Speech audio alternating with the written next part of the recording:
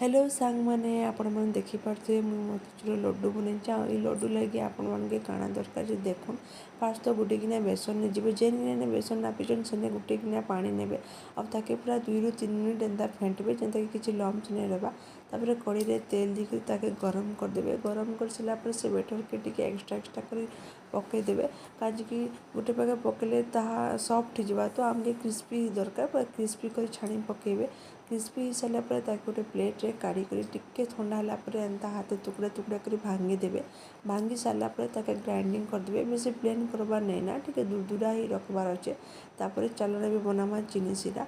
जेन गिना आम बेसन मापी नहीं से गिना ही गोटे गिना चीनी आ गोटे गिना पानी देकर ताके टिके मिक्स करदमा मिक्स कर सारापर से टिके फूड कलर पकईदमा फूड कलर पकईला से चारमगज टी पकईदमा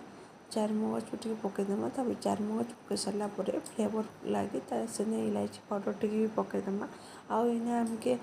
सीरा के बेसी गुटे तार 2 थर एंता करवा नहीं ना टी चिपचिप हेल्ला से बेसन के पकईकर पूरा कंटिन्यू घाटी चलो से घी टी पकईदेव घी पकई सारापर एंता घाटला बेले ही से पूरा बहलिया होना पूरा आठुआ हो सारे तार आउ टे चारमगज पकईकर गोटे प्लेट रे काढ़ी कर लड्डू बांधला पूरा बांधीदेवे तो आपण मन के वीडियोटा केनता लागला बतेबे आ भल लागला बेले